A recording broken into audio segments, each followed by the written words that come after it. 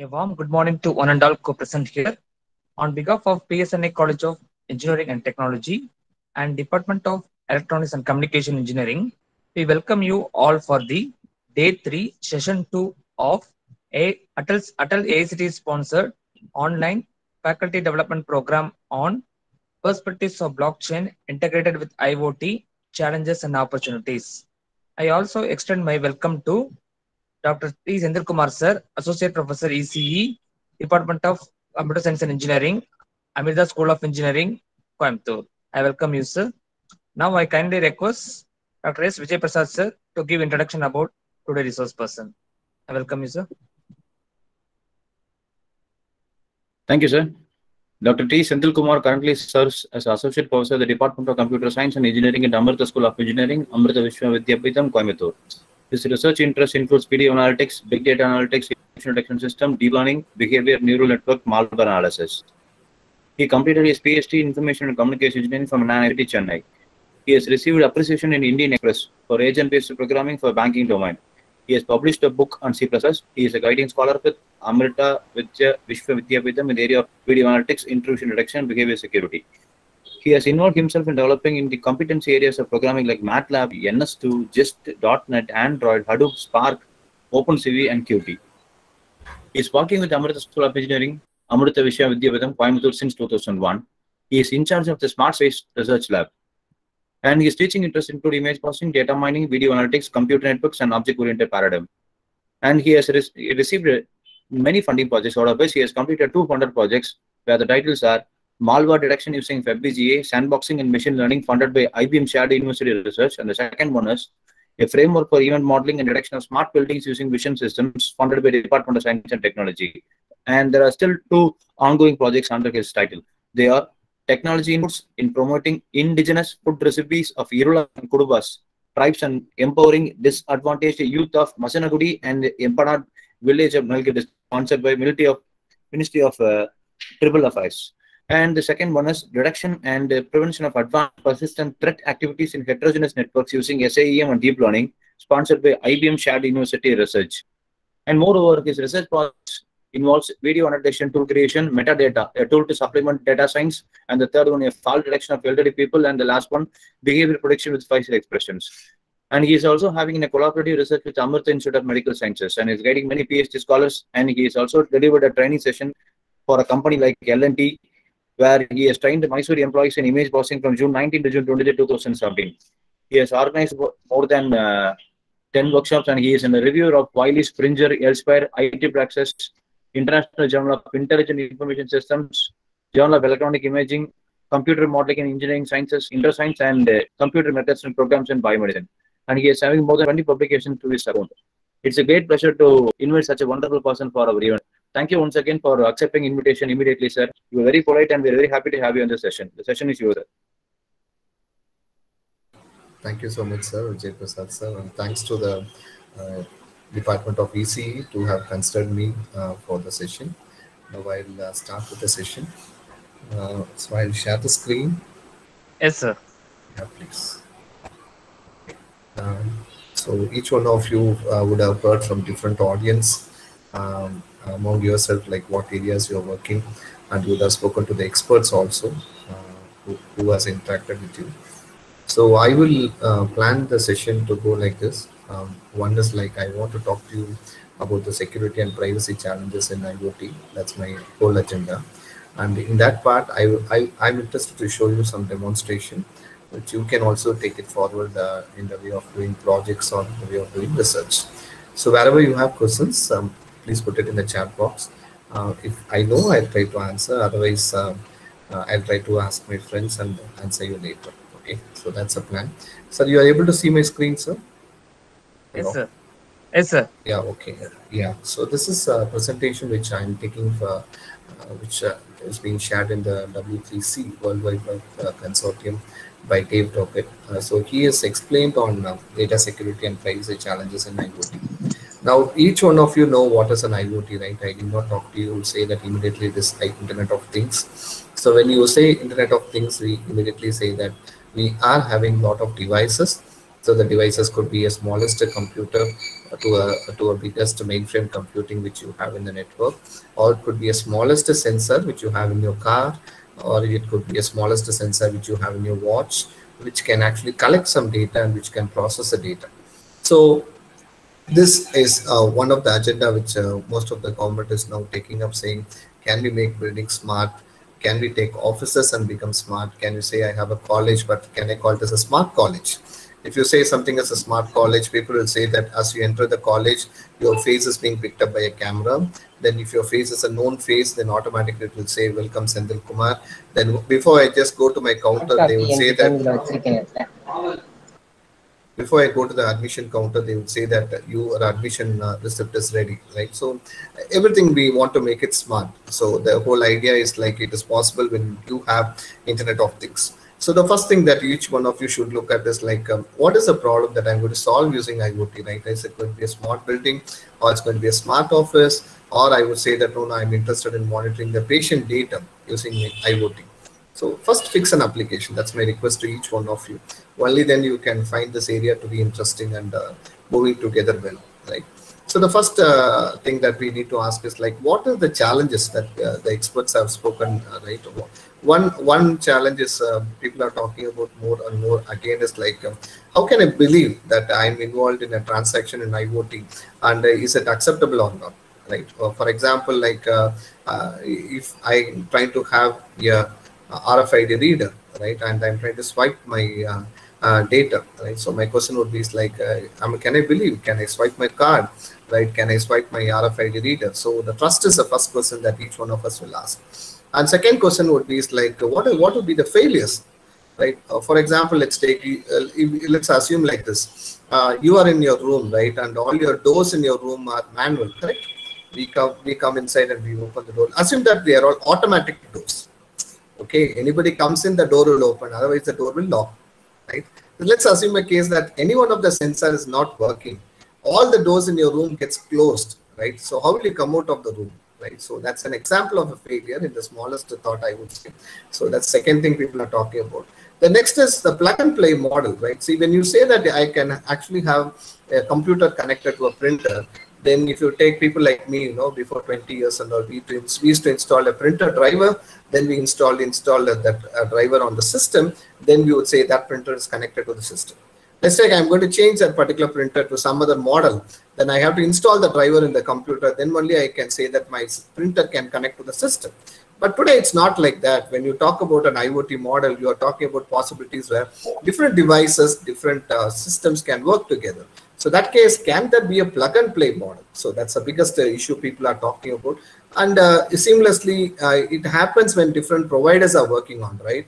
If you have the players in IoT, if you talk about the top companies, for example, IBM, TCS, like that, right? Each one of them say that I have my own protocols. Now the question was like, can the protocols connect with each other? Can they communicate with each other?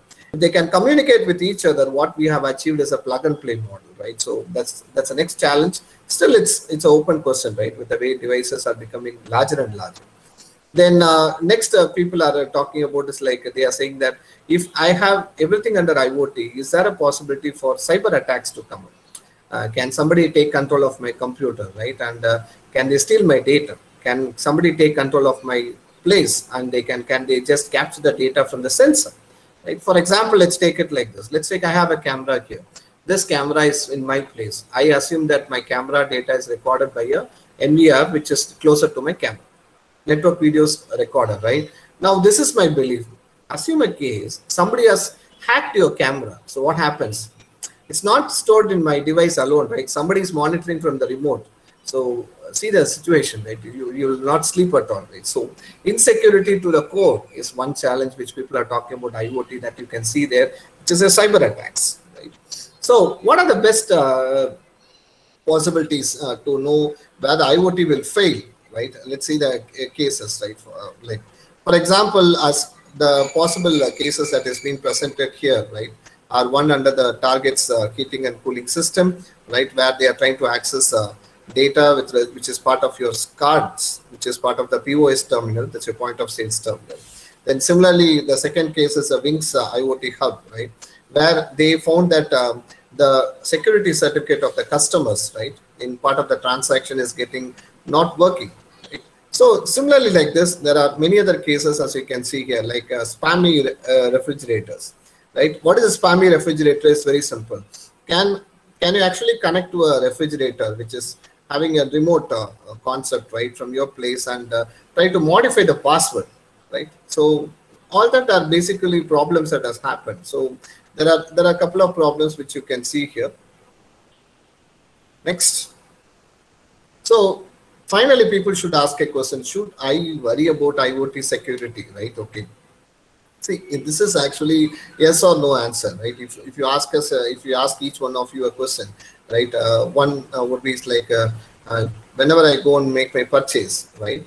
Can I make my payment in credit card or can I make my payment in cash? Now, most of you would say that I have practiced to make my payments in credit card. I would pay it, right?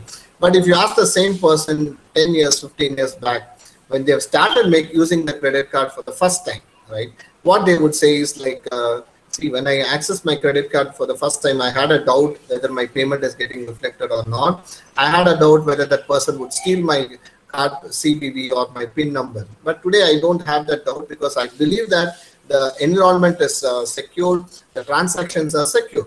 So the same answer for IoT also. When you look at your IoT security, you should believe that though there are possibility for hackers to hack your data, we assume that the underlying security models are going to give us more trust. Trust in the sense we believe that the data being accessed is getting communicated in the right way, right? So what are the unique challenges which people talk about in IoT security? You can see here. First challenge is more about the microcontrollers. Experts would have talked to you more on IoT. They would have told you that when you talk about an IoT device, we more of work on microcontrollers. So example, somebody would say I'm using an Arduino board or I'm using a CAN board and so on. So there, the challenge is, first challenge is like they have a limited memory, right? Because by their device model itself, you know, they are miniatures, so they cannot have a larger memory, and their computational power, right, is also smaller sometimes. So there, can you develop a security algorithm and you can provide it there? Yes, it is possible. But the question is the amount of energy the security algorithm uses to run and show the output would also be higher. So that's the first challenge which is projected by the W3C consortium. The next challenge is basically is like, will somebody get access to my IoT device? Like I was saying, you know, I have a camera which is remotely controlled. Can somebody access it? It may be. Somebody might try to access it also, right? Okay. The next is the possibility is like, can you assume that your network in IoT is completely secure? Not at all. Not all the times, right? It is possible that the hacker might try to access your data at any point of time, right? Then the next question here is like IoT as such cannot be complete, right? For example, if I ask each one of you what is the weight of a mobile that you have carried 10 years back, somebody would say it is so at least I would say 500 grams, for example. Today, if I ask like what is the weight of the mobile that you would like to carry, then you would say, can I get it in 50 grams, 70 grams, or 100 grams, like that. So you want miniatures, you want smallest size, but you want all the facilities, right? Okay. So that's the next challenge that is there in IoT also. So you need powerful end systems which are on-chip programmed, but still it needs a lot of development to happen, right? Okay. Then last things are very simple. We would actually try to conclusion saying that whenever you have something on IoT, it cannot work in a computer or in a network. It has to work on an internet. So when it is on an internet, your data is not with you. Your data is on somebody. Like for example, like if I ask you like how much is your Gmail secure, you would say that I have my password. But if I ask you who is having your password, you would say that Gmail is having. So it is owned by Google. So let's assume that if the servers are hacked, your password is also lost, right? So that's the next last 3 points which is projected by the W3C. They say that you are actually connecting it on the internet. So naturally users are different, right? And there is a lot of difficulties for you to conclude saying that your data is secure. So it means that anybody can access your data, right, over the time. Now, the next is more around the IoT is data is not smaller, right? It's more around the larger data. So it's you call it as a big data. Like for example, if I have a camera in your college to record the data, So if I ask what you record, you would say that I'm recording my data for 24 hours. So you would say it is to every 24 hours I get a video. So how many videos you have? 24 videos. So I say it is running for a year. So you would say that it is 24 into 365. So the number of videos is 24 into 365, right? Now, if I ask how many cameras you have in your college, you say that I have 10 cameras. So you say 24 hours, right, into 365 days into 10 cameras into 10 would actually make your data larger and larger. So naturally, your data becomes larger automatically. It's no more a smaller data. It becomes a bigger data. So there people talk about something called as a big data there, right? So big data is not just a data which is becoming very larger immediately. It becomes larger with the time, right? Okay. So there, the possibility is like there is possibility for data to be stolen, right? When it's a smaller data, you can actually find out whether there is an error in the data. But once it is larger, the data can be changed. So that's what we call it as data and identity theft. The next is somebody can go and modify your data. That's called as data manipulation. Somebody can go and replace your data. Suppose I have a value as 100. Somebody can go and modify it as 10, right? You cannot find it when it is a larger data, right? Then the next one is very simple. If it is a network, somebody can actually spool your network. That means they can steal your IP and they can try to manipulate the IP address and they can try to send and receive data, right? So that's the next challenge with respect to IoT and big data.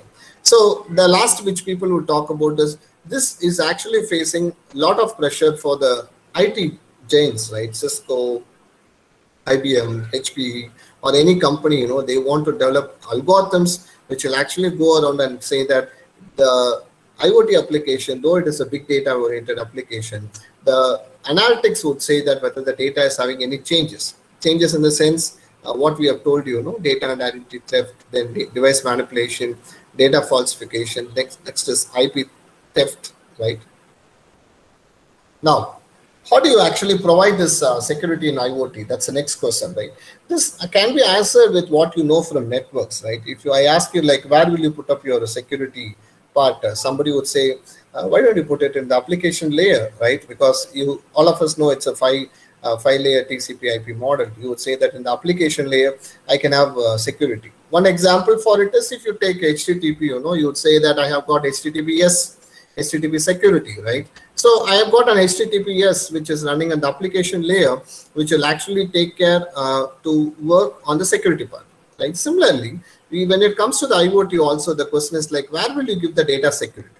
So their answers are there. One, as I showed you, you can actually have it at the transport layer, that's your TCP protocols, right? And you can have it in your application layer also.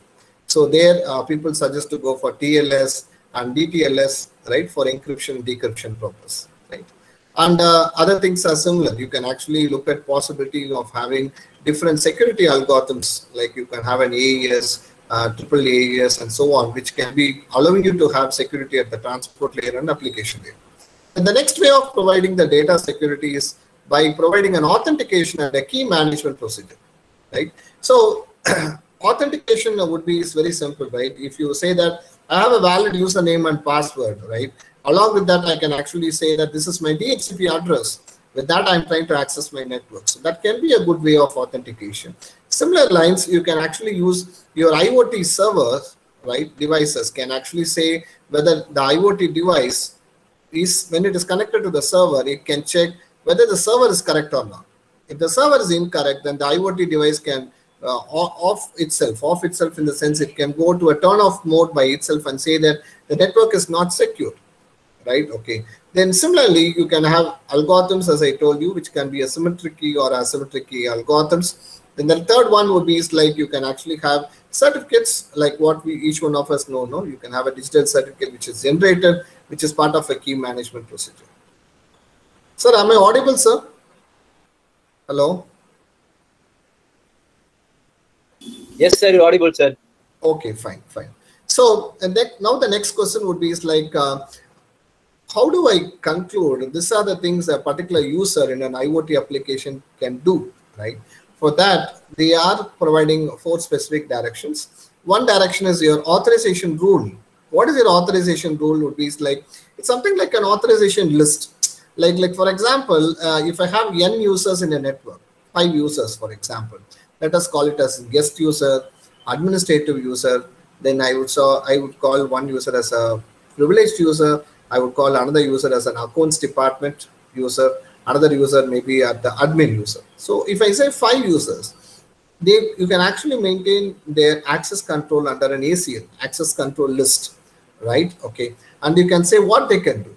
Similarly, in an IoT application, you can have authorization rules saying what a particular user can do as part of an IoT network. The next is a capability-based security. What is capability-based security would be like every user can be provided with a token. That token will say that user has a specific set of rights to access a data. The third one is your IETF, which people know, no? Internet Engineering Task Force. They actually work closely with ACE, which is your access control in constrained environments, and JOS is nothing but your JavaScript object signing and encryption, right? Using this also you can enable authorization in an IoT model. The last one is like look about possibility of agreements. Like people talk about two-party agreement, right, in the networks, right? Similarly, here you can actually have some sort of agreements which will speak about the amount of trust among the users in the network, right? That's the last one, that is relationship to models of trust. Now, the next we would talk to you is around the privacy and IoT concept, right? Okay, when you say privacy, then a lot of us have a question about what is privacy. Something which is not private to myself is a private data to yourself. It's like that, okay? For example, if I say that I have got some details about my assets, I'm saying it is private, right? To myself, it is not private because I can access. But let's say you want to access my asset data, it becomes a private data, right? So what is privacy is more on the user perspective. That's what I'm trying to say here. Now, let's look at the privacy and IoT. As I told you, first impact is more on the personal information, right? It is possible that your data, once it is being accessed by anybody, it can be used for many purposes, right? Okay, it might try to give some wrong information about you. It might try to access the activities of yourself, right? As I told you, if you have cameras in your home, if that camera can be accessed by somebody, they can monitor what you're doing at your home also, right? Okay, so that's the first challenge here, right? Second challenge is strongly identifying information. What is a strongly identifying information would be like something which is very sensitive to yourself. For example, when you are trying to give your Aadhaar, right, they actually get a signature saying that you are providing Aadhaar only for the purpose of bank account. Reason is they should not misuse it for any other purpose. The same concept. Whatever is private to yourself, your address, your date of birth, your information, whatever you want to be secured about yourself, if somebody can access, then that becomes the next problem, right? They can try to access it and they can use it for their own purpose also. Next, weakly identifying information. What is this weakly identifying information is? See, whenever you have data, you can actually have the data connected with some other amount of data. Please understand the concept, right? So when you get smaller amount of data about a particular person, right, as part of an IoT application itself, you can combine it with other pieces of data and you can learn more about the particular person activity also. So that's an example of weakly identifying information. The last one is need for adhering to best practices to avoid reputational damage to companies. This actually talks more about the regulatory requirements of a company, right? Okay. So this are the aspects of privacy with respect to IoT. Now, let's talk about IoT in the bigger picture because all of us are using IoT device with the internet scenario. First one is we need to work more on the web technologies, right? So people are saying that I'm trying to give more security around the protocols, as I told you, HTTP protocol, or somebody would say I'm looking at the semantic descriptions of the RDF, right, on your web data.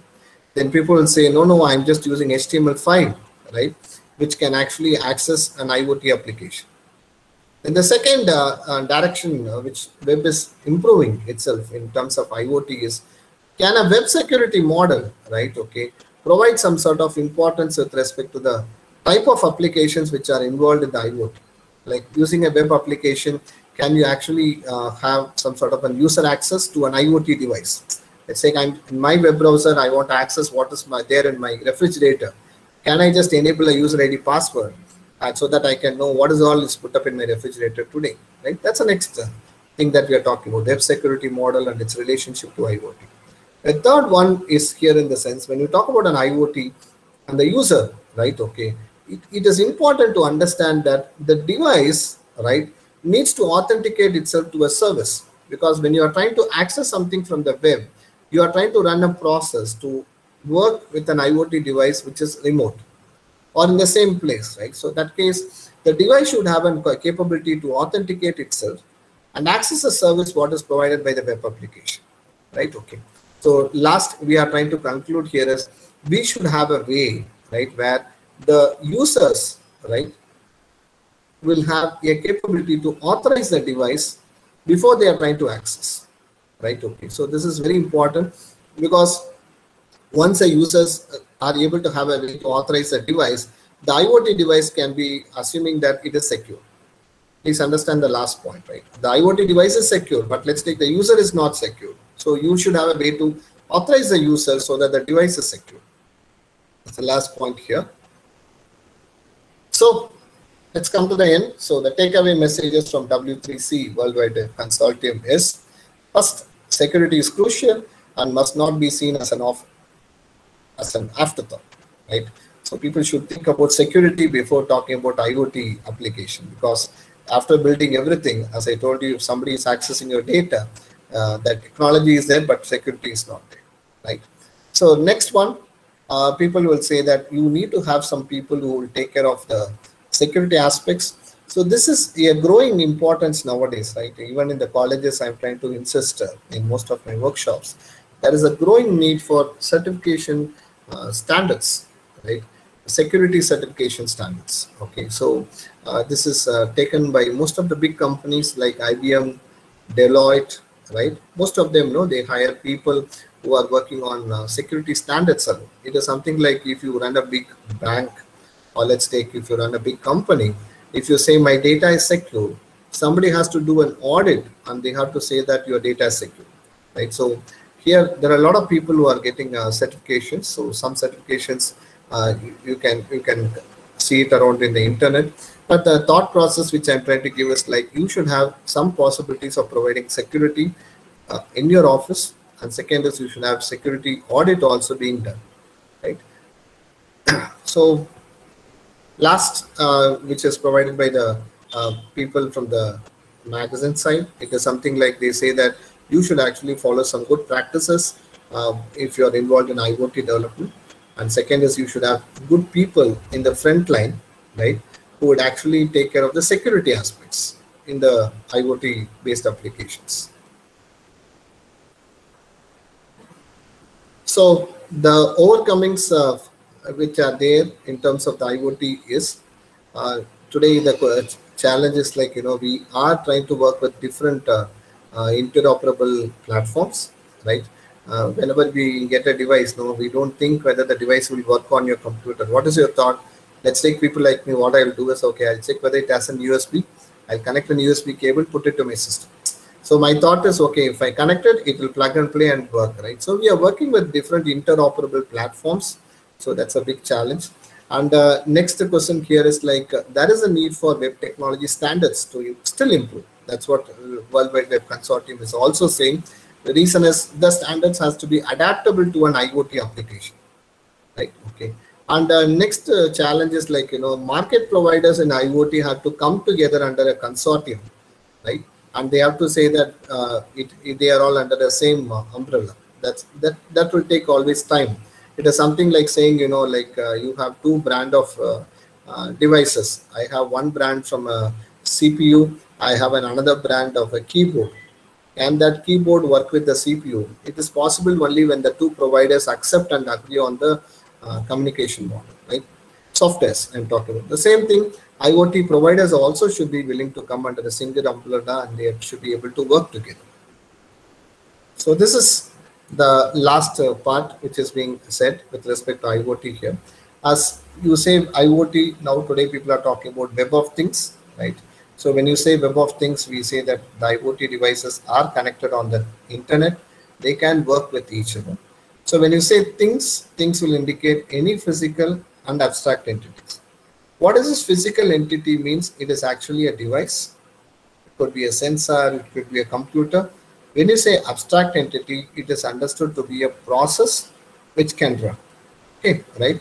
And when you say Web of Things, the biggest challenge is like you have to have cross-platform standards.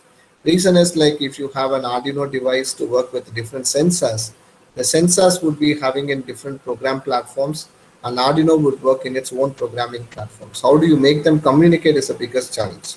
So you need cross-platform standards.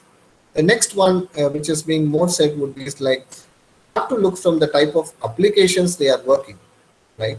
And next you have to say what type of protocols they use, what type of communication is being enabled, right?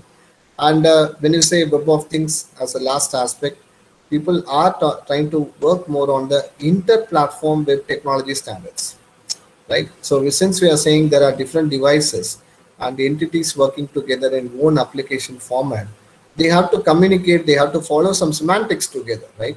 So there's a lot of development going under inter-platform web technology standards. Okay, so this is how I want to take around the first part of the theory to give you an idea about the security and privacy aspects in IoT. Right? If you ask like what can be the typical application you can suggest would be something like this. I think you know in hospitals, right? You go and get yourself with an injection, right? Doctor puts an injection.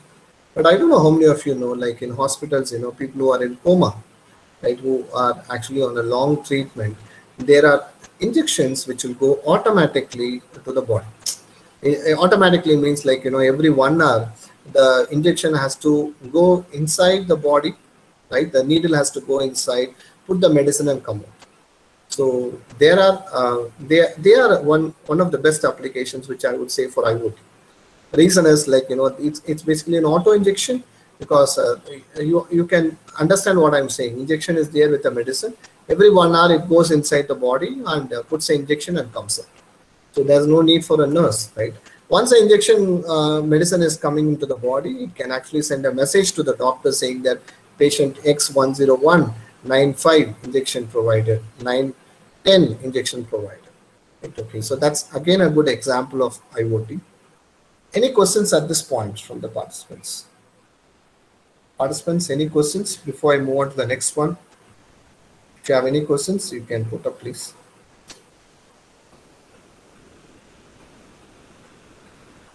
Am I audible? Am I communicating?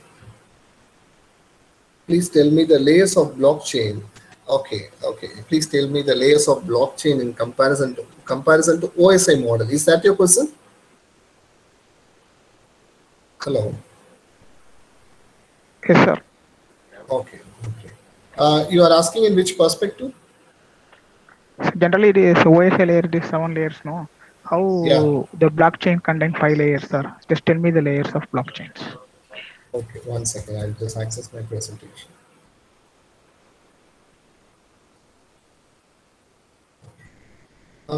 See, as far as blockchain is concerned, we would actually say that layers are around 6 layers, right? We would say application layer, modeling layer, then we would say contract layer, system layer, data layer, and network layer, right? Okay, so when you look at each of these layers, when you are trying to develop an application, let's take you are trying to develop an application which is part of a banking environment, right?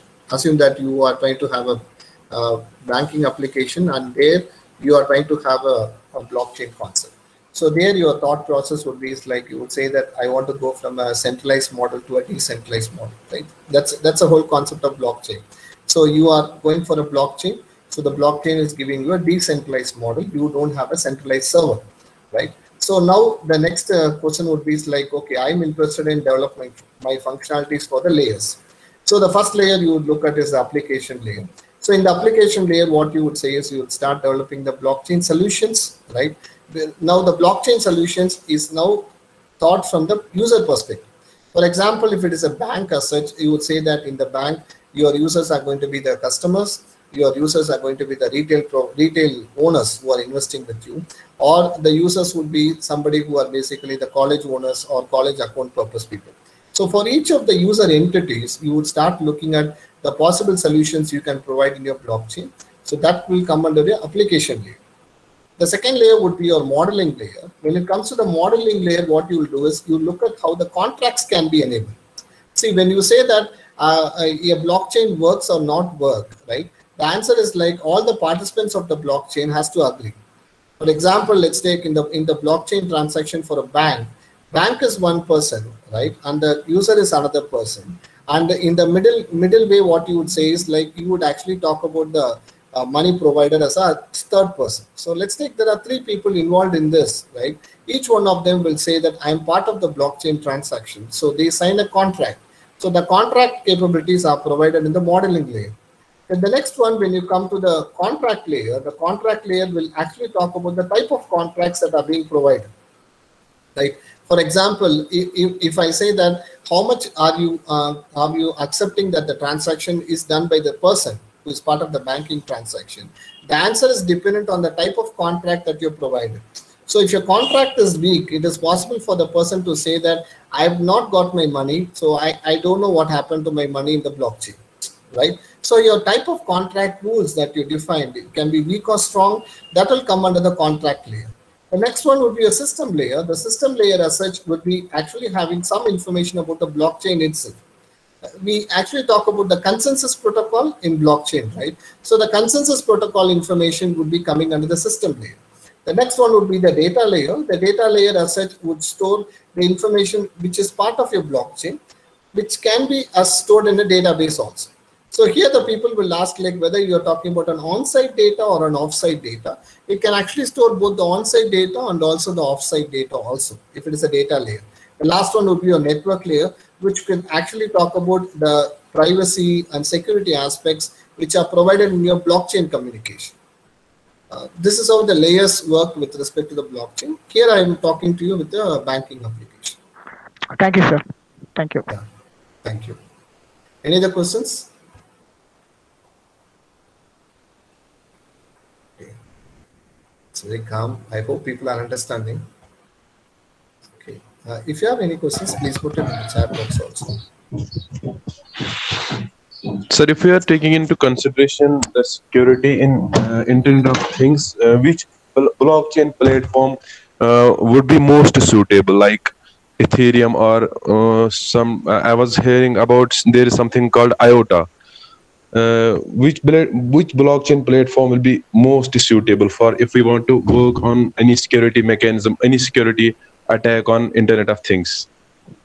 Okay, fine. Okay, here the answer is, this can be answered from 2 aspects. One would be like how much amount of security you are willing to compromise. That's one. Okay. The second question would be like, are you willing to go for an open source framework or a closed framework? So mostly around the industry solutions, they prefer Ethereum as one good solution for the blockchain model.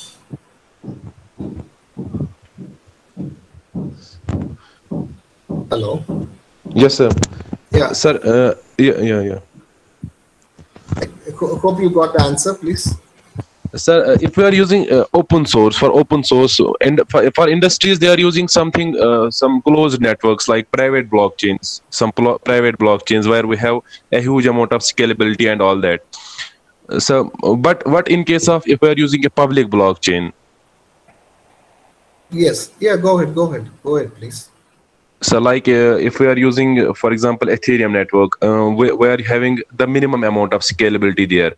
But in Internet of Things, we have that the number of transactions per second are more. Number of transactions per second are huge in Internet of Things and all that, Internet of Things.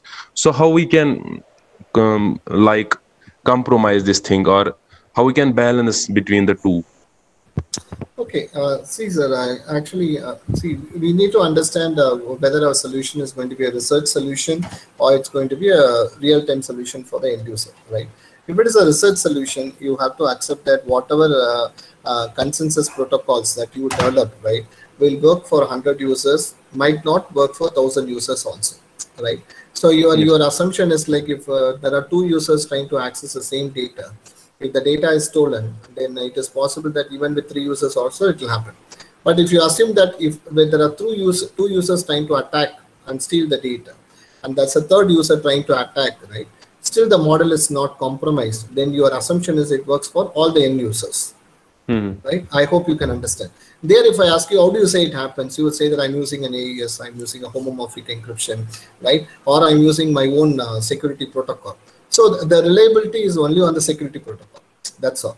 But the next question, if you ask, like, what will happen when it is more on the scalability part, right? So there, many frameworks to come together, and it can be the proprietary framework of the particular company also. We talk about more of the security solution companies. They would actually have their own proprietary protocols. So that proprietary protocols rest lies with the industry alone. So what I would suggest to you is, like, we cannot make one proprietary protocol like that. But from the research perspective, you can look at the properties of attacks that would happen. And you can say that the security solutions that you have proposed will handle some of the attacks that is normally existing in the community. Thank you, sir. Thank you so much. Yeah, thank you. Any other questions? Okay, I hope you got some inputs. Okay, now let's move on to the next question here. See, I'll also spend some time on the blockchain risk factors at the end, since it has come for discussion. Now the question would be like, okay, now what is IoT privacy, IoT security, and so on. Now the next question each one of us would ask is like, how do I address this IoT security part? See, normally when you say that your data is insecure, right, then the answer would be like your network is attacked. That's the first answer. So network is attacked. It means that somebody is trying to access your data and they are trying to do something.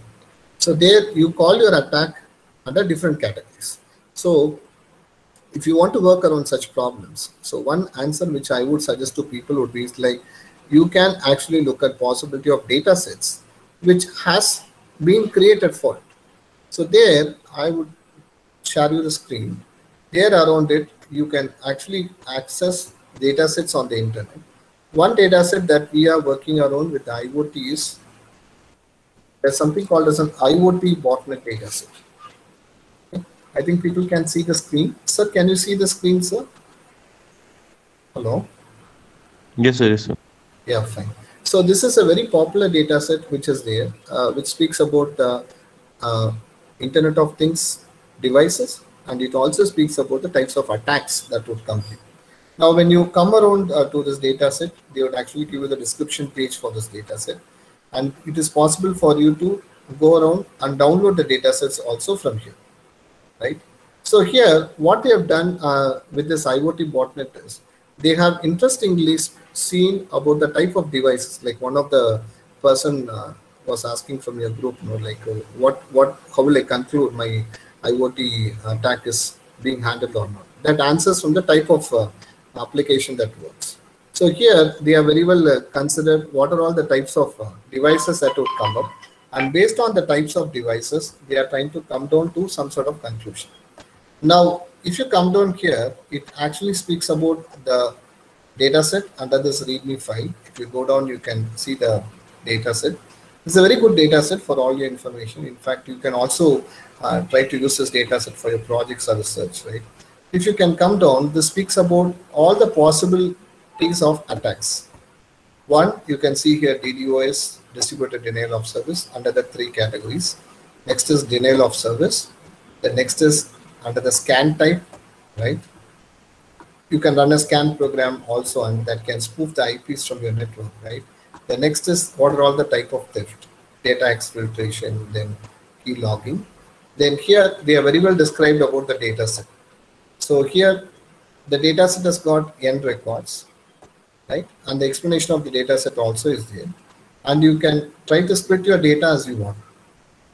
Then next, there's a ground truth for the data set. And the more details you can see from here, right? And these are the person who has developed the data set. It's a very excellent data set. People can use it for your projects and for your research. But the next one is, if you come down to this, you can actually go down to the labeling part, right? There you can see the information about the different type of attacks. right? HTTP, TCP, DDoS. We said about different categories just now, no key logging. For each one of it, you will have a data set which is very well nicely available. If you want, you can actually go and download that particular data set also.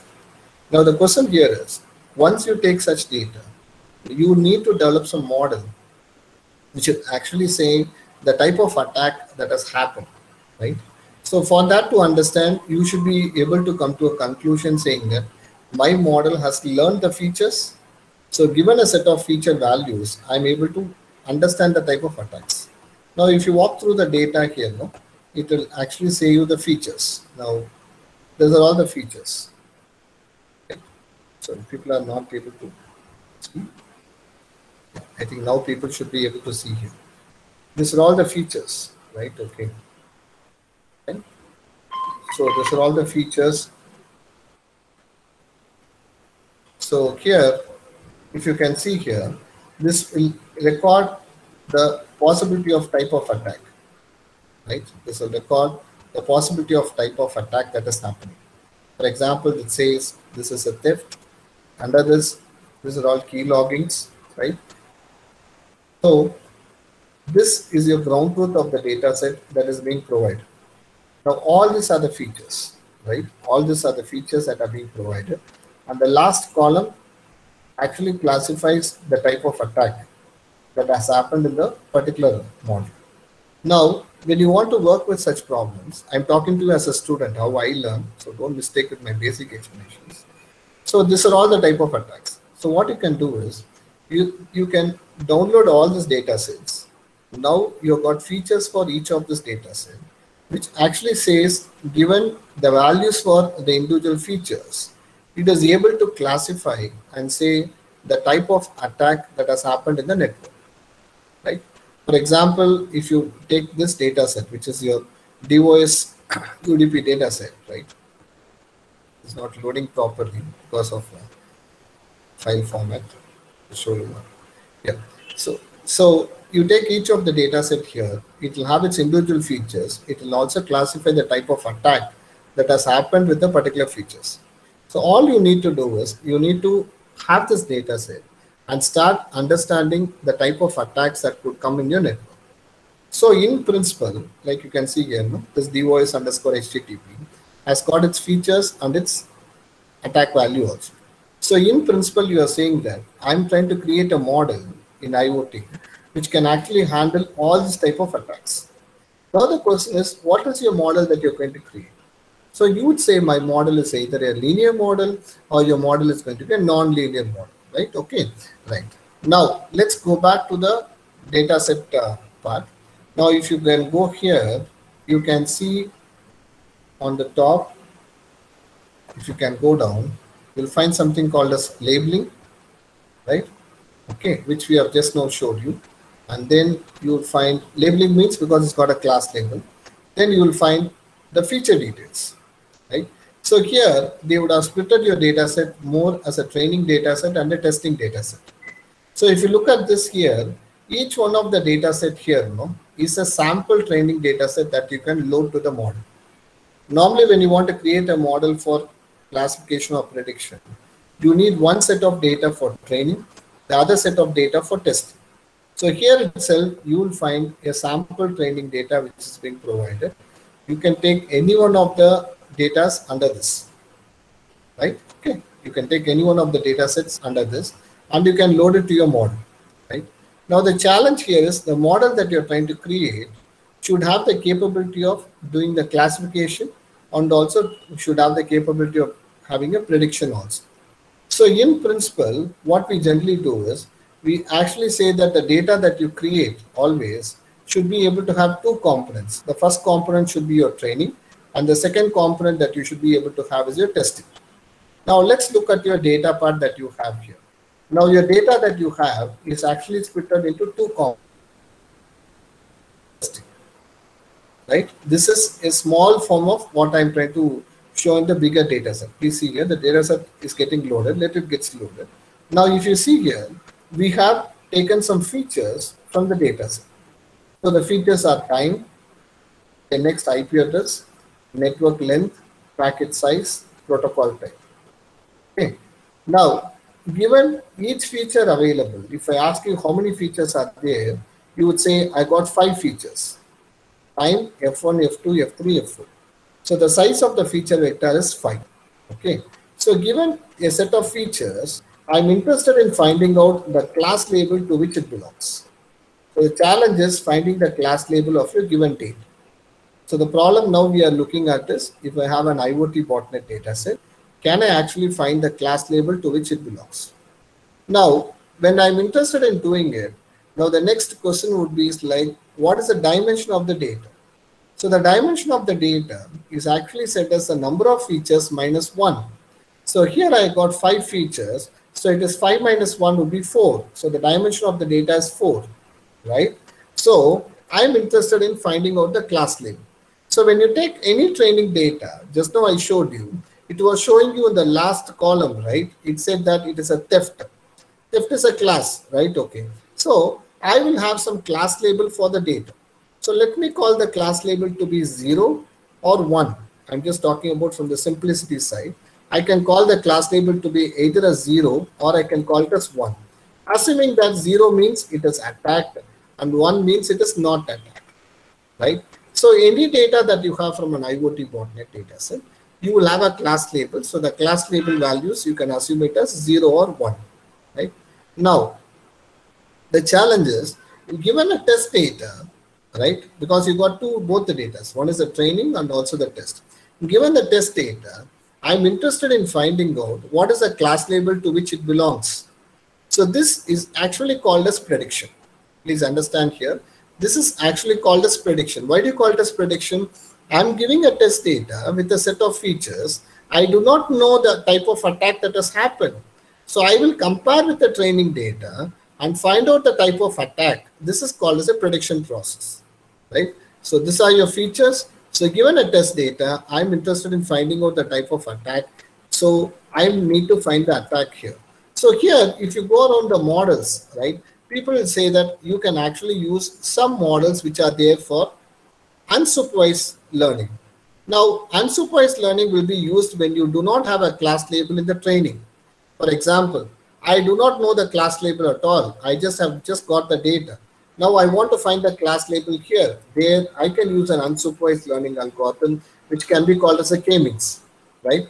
Now in your case, in IoT botnet dataset, you have the class label. So you do not go for any unsupervised learning. The class label will be already there. Now, when you give your test data, you do not know what is the class label to which it will fall. So you will take the support of the training data and you will say what is the class label to which it falls. This is an example of a supervised learning algorithm. Please make a rule. In your test data, you don't know the class label, but training data has got the class label. You will use an algorithm from supervised learning algorithm to find out the class label. So this is an example of using a supervised class label algorithm here. Example for a supervised algorithm would be a KNN algorithm, which works on a distance-based measure. Or you can use an SVM algorithm, which is support vector machine, which actually works on a kernel-based approach, right? So there are many other algorithms for supervised, but you can take any one of it, right? It's your choice. Now, the question would be is like, when you are trying to give a test data, each one of the test data record should actually say what is the class label to which it is falling. Now, it is saying 0, 1, 0, 1, 0, 1, 0, 1, right? Now, the question is, I'm giving a class label test data like this. Let's see here. Please, all of you listen. I'm giving a class label test data like this. So network length is 100. Packet size is 2321. The type of protocol is IP. But when the model is trying to run to find the class label, it's not able to find at all. It is not falling into either class 0 or class 1. Here is where people talk to you about the concept of understanding it as an outlier. So the data is an outlier. Reason is it's not falling into either class label 0 or class label 1. Right? There people will say use some approaches like boosting algorithms. Right? You can use a boosting classifier. So the example of a boosting classifier would be AdaBoost classifier. Okay. You can use a boosting classifier like AdaBoost classifier, and you can say whether it falls into 0 or 1. So please make a note here. So if you are using a supervised learning algorithm, still you are not able to find the class. There you can use a Adabos classifier, and you can try to find whether the data is an outlier. If it is an outlier, also the Adabos classifier will fix a particular data to either into class 0 or it will fall into the class 1. Okay, right. This is the next thing, because see, once you have the data in IoT botnet, it is not just preparing a model and running. There are some things that you should do. That's why I'm discussing all this. Now, the next one that you should always understand is, now if you go back to the data that you have here, if I ask you how many class labels of 0 is there, you would say number of class labels of 0 is 3. Number of class labels for 1 is actually 2. If I ask you which is having more class labels, right, you would say that the class label 0 is having 3, whereas class label 1 is having only 2, right? Now, this is okay because it is 3, 2 is not a problem. But in case you take it like this, this is class 0, right? So what would happen here? This will be 4, and this will be just 1. Please see the problem. So you are training your model for your security classification here, but what happens is that you're training a model with more of class 0 and less of class 1. So when it gets a data which is belonging to class 1 in the testing, the model will not give you good result, right? That's the biggest challenge. This will put you to the next concept of something called as class imbalance. If you don't understand, please ask me. Class imbalance, right? So what is class imbalance is, I am trying to create my model for classifying the type of attack, but you know, I've trained with 4 instances of class 0, 1 instance of class 1. So my model is learning more of 0 classes rather than class 1. So that results in something called as class imbalance. So when you prepare your data, you should make sure that your data is not having class imbalance problem, right? Now, the next one that needs to be understood is, when you look at this class, when you say class 0 and class 1, it is called as an interclass problem, because class 0, class 1. Somebody says class 2. How many classes? You would say it's a multi-class problem because my class labels are 0, 1, and next is class label 2. It's a multi-class problem, right? Now, it is possible for you to say, under this class, you can actually say what's the subclass. Like you go to a doctor, no? Your doctor says you have fever, but I'm assuming that you will have viral fever. So class is fever and your subclass is viral fever, right? Similarly, under a type of attack, it is possible for you to have sub-attacks. Like what I told you, no? If I say this is DOS, right, attack, as I told you just now, right? You would say under DOS, this is class label 0, right? Under DOS attack, this is class label 1, right? This is class label 1, okay? Like that. So you can have a class and you can have a subclass under it, and you can categorize a type of attack, right? Now people should have got, okay, if I take my entire data set which I have in my IoT botnet, this is your IoT botnet data set. You can see here now it's got loaded. If you take your IoT botnet data set, now you would assume that, okay, if I take my data, I can also give it to my model, right? And I can try to do a training. Now, if I look at this IoT data set, right, these are my features. See the number of features. Okay. Yeah, now you will understand what I told you. Well, I told you this is class, right? I told you this is class. This is subclass, right? This is class, this is subclass. So I can find the class of attack, and under that I can find a subclass for that attack, right? So this is the next thing which I wanted you to know, right? Now the next thing somebody would be interested to ask is, okay, all is fine. Now when I run my model, I run my test state, it's classifying as 0, 1. My model is complete. How do I say my model is correct? There are 2 answers to it. One answer is, you should actually look at the number of correct classifications. So see here, if I got 0, I got 1. Now my question is, 0 is okay with KNN, but how do I say it is correct? There, people, what they generally do is, they will run the same test data. This is my test data, right? They will run the same test data that you have. Okay, and they will run the data against the set of data that you have already worked, right? So you are trying to take your test data and you are trying to run it with your same data that you run. So this is your test data. Fine. So they will run this again with k-means. So it is understanding is the test data is run again with k-means. K-means is an unsupervised model, and they will check what was the classes. So I got 0 in k-means. In KNN also I got 0. Correct. 1, 1. Correct. 1, 1. Okay, fine. Now let's say here I got 0. So the understanding here is I'm supposed to get class label 0. I got it as 1 in KNN. Okay, I run KNN. I got it as class label 1. But when I run it with k-means, I'm getting it as 0. So can I assume my model classification is incorrect for this row alone? For this row alone, can I assume that my model classification is incorrect? So there, if you believe that k-means is a perfect algorithm to find the class, you can conclude, see, out of 3, 6, 7 predictions, 1 prediction is wrong because it got it as 1 using KNN. But when I ran with k-means, it's giving us a 0, right? So that can be your one understanding that you can make. Or if you still believe, no, let me run with one more model, right? So there you can go down and you can run your same model, right?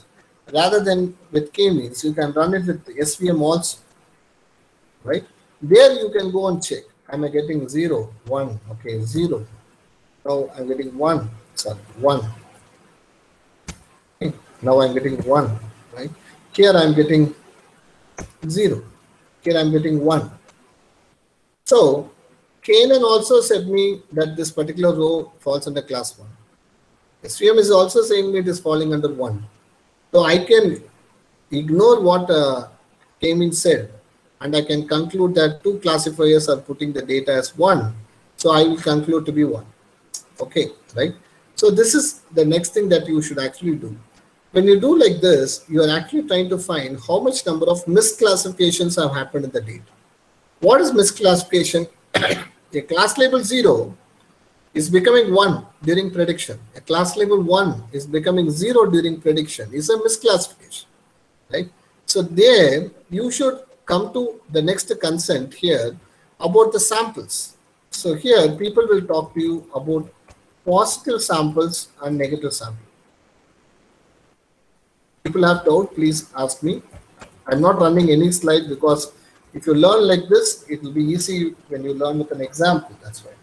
So we will ask you, what is your positive, what is your negative sample? So what is your positive sample is? Here when I say an attack, okay, what is an attack here? Let's assume that like this, 0 is attack, 1 means no attack. Okay. I want to find my model to say all times wherever there's an attack, it should say an attack, right? So if it is an attack class 0, it should give it as class 0, right? So there I would assume a positive sample to be 1 which is with class 0, right? And a negative sample to be 1 which is to be as class 1. So your data which is as class 0 has to be predicted as class 0. A data which is as class 1, which falls under class 1, should be predicted as class 1, right? Okay. So this will take you to the next concept of speaking about called as true positives, false positives, true negatives, false negatives. What is true positive? A class label 0 data classified as 0 itself is called as a true positive. A class label with 1, which is a negative sample, predicted as negative sample 1 itself is called as a true negative, right? Okay. Now, what about false positive? That's the next question. What becomes your false positive here is a class label 0. It says what? It is an attack, but by mistakenly, during prediction, it is predicting it as class 1. Please understand the concept, right? A class label 0, right, which is supposed to be class label 0, which is my attack category, is predicting as class 1. So what happens? An attack scenario is not detected. So that results in something called as false positives. So your model should be more intelligent to find the false positives. So keep this keyword always, wherever you employ the model. Your model in your network scenario should be able to find the false positives. So can it find class 0? Because 0 is my positive sample. So if it can find it, then you can say that my model is working more for detecting the false positives, right? Okay. Now, this will take you to the next set of performance parameters, which you talk in theory, something like precision, recall, accuracy, false positives, values, right, sensitivity, and so on. So this, you can very well see it in the internet, because one is the slide which I'll be sharing to you. But otherwise, if you go to the internet and type precision and confusion matrix, okay, precision and confusion matrix, you would actually get directly a material which would come down from your KD nuggets, right, which will speak to you about precision, recall, accuracy, right? Okay. So you can go through this to see more about why we are talking about this precision, recall, accuracy. I'm not talking about any specific websites. I'm just showing you this as a coincidence, that's all. So in this, the confusion matrix will be a very good option to speak about your false positives. Okay. Now, the next that somebody would be interested to ask is, okay, I'm interested to do one like this, right? Back to my project, or back to my students, or back with my research project that I'm working. So what should I do, right? That will be the next question of somebody. So one is, we are all in computer science, right? So you are also in ECE. So even if you are ECE today, you work more on our computer science problem, right? Okay. So, or we work more on your ECE problem, that's an IoT. So your language you can use would be Python, right? Your framework that you can use would be Anaconda, right? Then your editor that you can use would be either Spider, right? Or you can use Jupyter. Right? This is okay, all right? Now, in the bigger picture, if you say, no, I'm not going to use only machine learning like that, I'm going to use deep learning also, in that case, you would say, I'm using Keras, I'm using something like Theano, okay? Or somebody would say Keras, Theano is there, the next one, PyTorch. Okay. Now, let's come to the first one. Python, framework is Anaconda, Jupyter, or Spider you can use. Now, Anaconda as such is very direct. If you go to internet and just type Anaconda framework, right, you will get Anaconda framework. You will actually get your software. It's a Windows based also is there. You can download, you can install it. Once you install it, it will get in your system. So if you go and type Anaconda, you'll get Anaconda prompt. That's a confirmation that Anaconda is installed. You can click open, it will open your prompt like this, right? So why I'm talking to you about this prompt is, when you start working with any applications in IoT, you may need some third-party libraries. For example, if you want to work something with NumPy, for example, you want to work something with NumPy, then you'll have to go and say pip install NumPy. So this will connect to the internet, that will install the NumPy software. So all you need to know is pip install whatever the software you want. Once you install it, it will get installed in your system. So your programs will start working. That's all. When you take any program, it might use some third-party packages. They are installing this type of software will be very essential. Right? Okay. Now let's come to the next one. Now we want to work with some editors. So editor you can use either would be Spider, or you can use an editor like Jupyter is also fine. Now I have opened Jupyter for understanding. The difference is very simple. When you work with Spider, you can write a program with Python. If you are working with the Jupyter, your program will be saved as a Python notebook file. That's all. That's the only difference. Now we can come down here. Let's take some samples of discussions that we have showed you now. So now we said that if you have an IoT botnet data set, right? Okay, so you can actually use a k-means. Just now we have shown you. If people have doubt, what I'm talking to you is about this. You can use a k-means to find a class. Then given a test data, you can run KNN, or you can run SVM to find the class to which the test data belongs. And you can estimate some performance metrics like precision, recall, right? All those metrics you can estimate. What we will run through is a small code to do the same. I think people know much now, but the quick thought process would be like in the beginning, you can see the packages that you want to include, right? Then you want to use a KNN, so import KNN as neighbor, right? Then next, as you come down, you want to present some metrics. So the metrics is confusion matrix is one metric that you want to present, right? Then you want to estimate precision, recall, accuracy, all that. Then if you come down, first we want to load the data set. So the data is now in a CSV file. I'm loading the data set. Now what we are doing is we are running through k-means. So when you run with k-means, the k-means will ask you what is the value of k.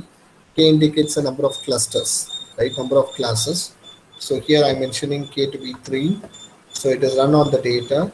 Now it says the class labels are like this. So what does this mean is for every row of data, it is giving the class label. For example, if you talk about the first row, it is something like when the code is running, it says if the class label is 2, class label is 2, class label is 0, 1, like that.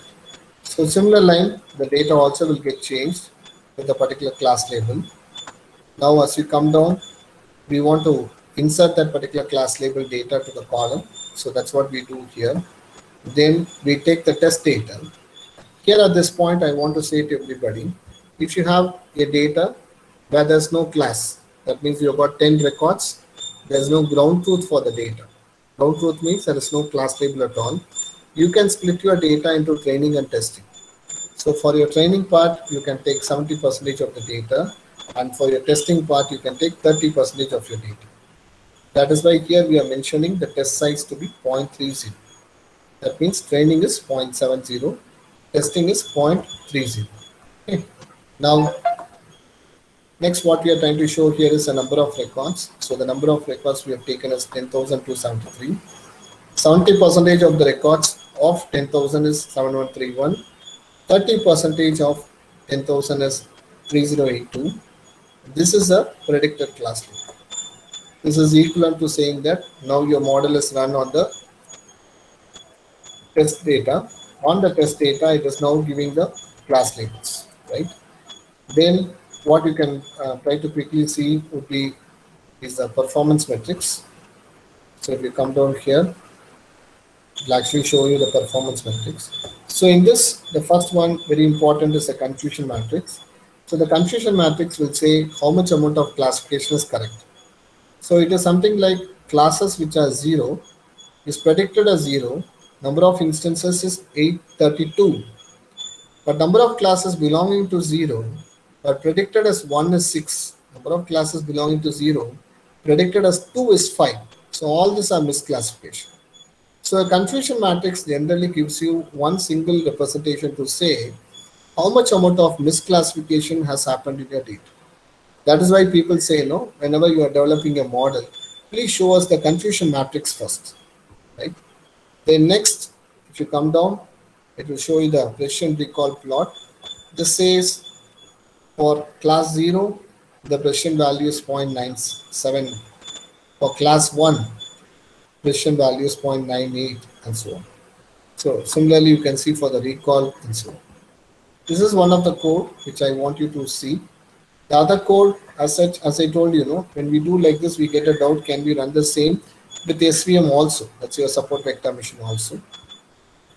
So this is for the SVM part.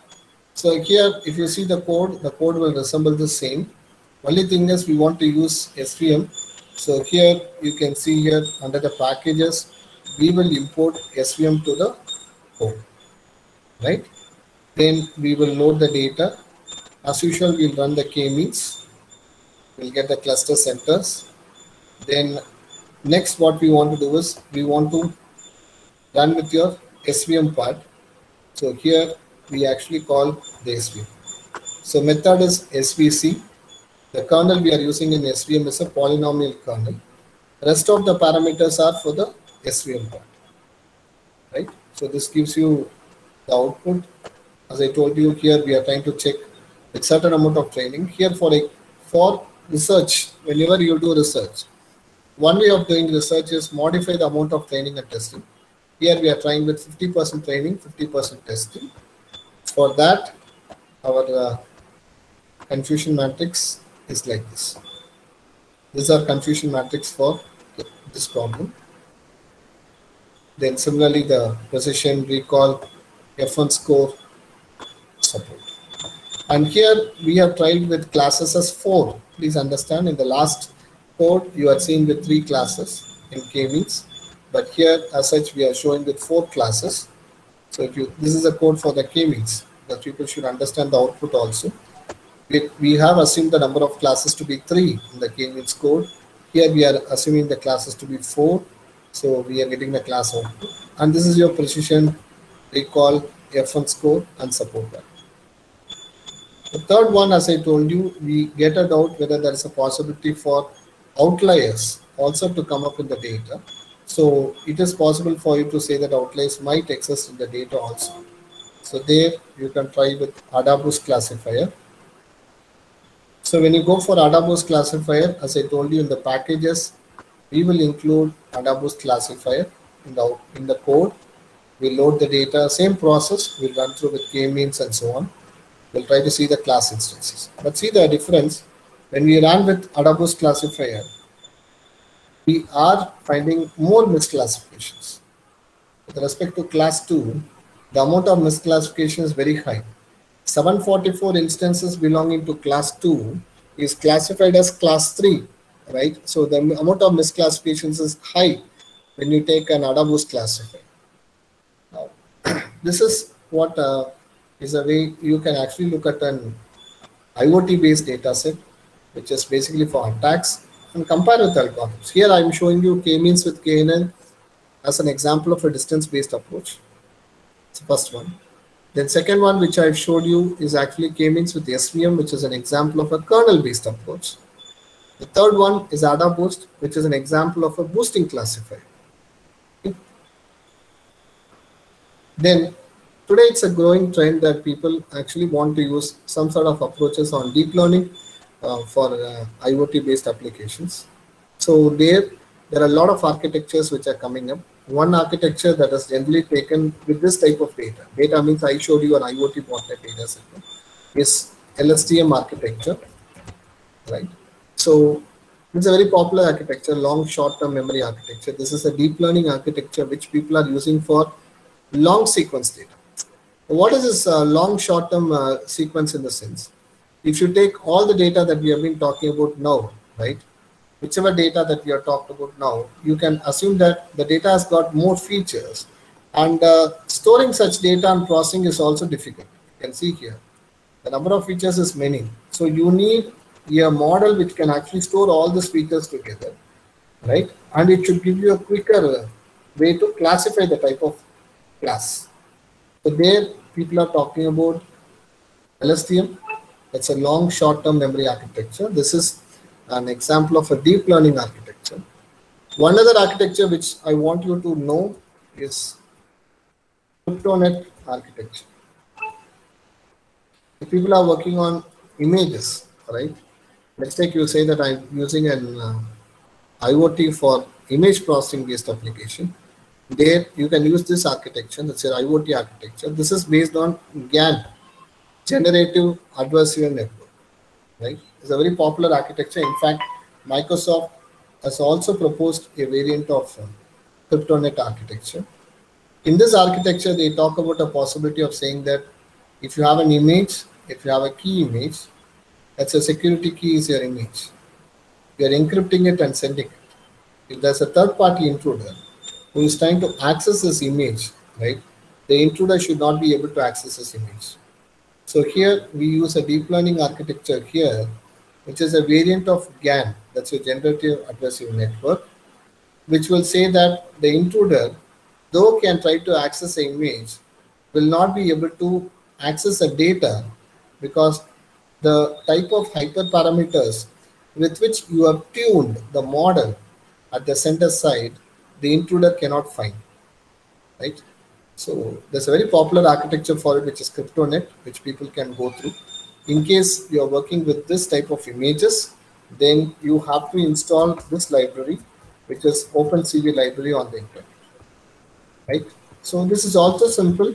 As just now I told you, if you want to install OpenCV, you can just type the command pip install OpenCV-Python. You can just say pip install OpenCV-Python in the command prompt.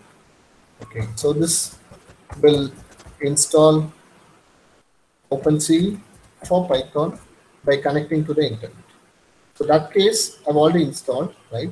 That case you can also run IoT applications which will work on images also, right? So the popular architecture which I'm keeping for your focus is CryptoNet architecture, right?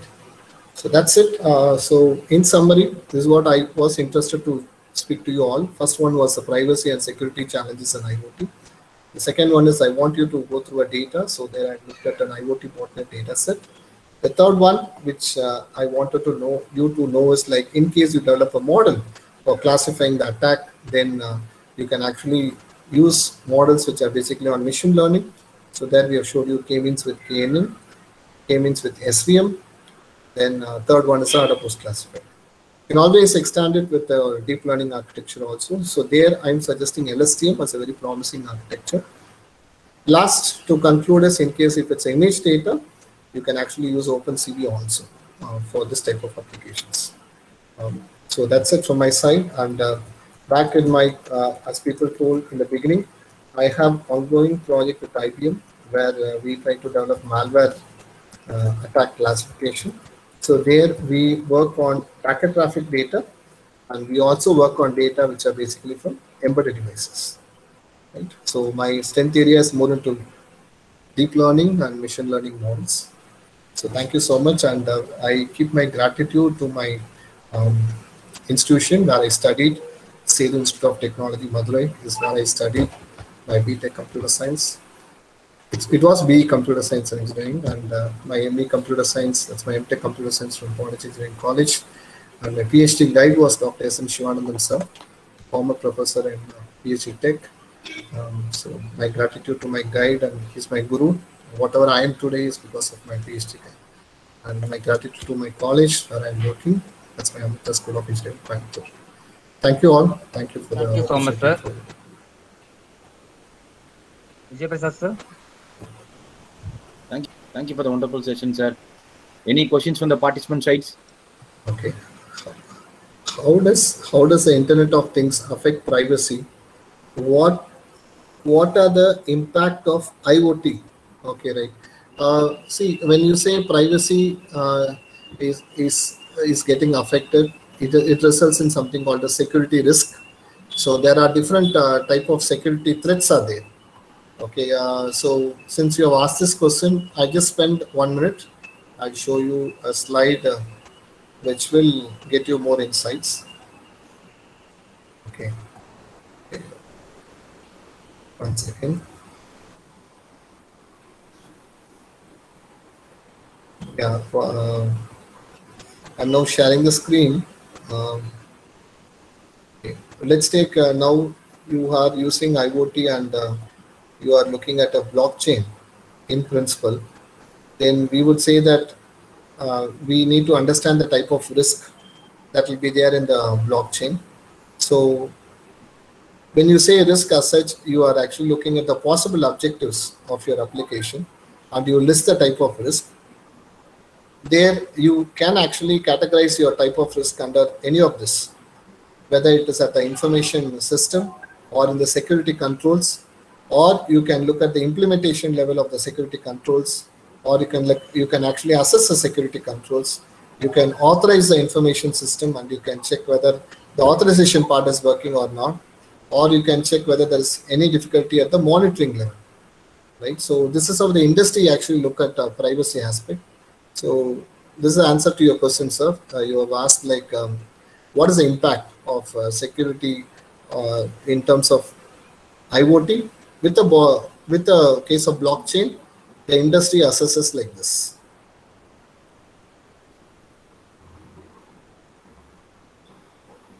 Any other questions? I left my email ID in the chat box. You can always get back on mail. If there's any questions, we will answer. Thank you for the wonderful session, sir.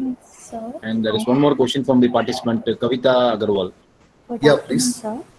Yeah, good I have afternoon. a question, sir. Actually, related to IoT security only. So, yes, ma'am. Right, basically your lecture was more towards intrusion detection, malware detection and all, right? So I just wanted to say that this intrusion detection, can we put whatever is there inside the blockchain to make this intrusion detection system more secure? Can you say the last line? No, can you put whatever? Can we put this whatever system we are developing, intrusion detection or malware detection, can we put inside the blockchain? Okay, okay, fine. So your question is like actually what is my what I wanted to do is basically this IoT is there now. So security related to IoT, so like privacy preserving things or authentication things or intrusion detection. What I want is like let us develop one system which will detect intrusion with a high accuracy and all, and let us put all these system in a blockchain to make them more secure. Can we do it? Yeah, it is there, ma'am. It is possible. Actually, there is a paper which is on malware coordination with blockchain. Okay. I'm putting it in the chat box, the URL of the paper. So you can take both together. Okay, sir. Thank you so much, sir. Thank you so much. Yeah, thank you. Thank you. Any other questions? Okay, if there's still any questions, please get back in mail also. If I know, I'll try to answer. Okay. So thank you all and stay safe. Sir, thank you, sir. Thank you, sir. Thank you for the once again, sir. Thank you, sir. Now we can leave the meeting, sir. Thank you, sir. Thank you so much. Yeah, good day, sir. Thank you all.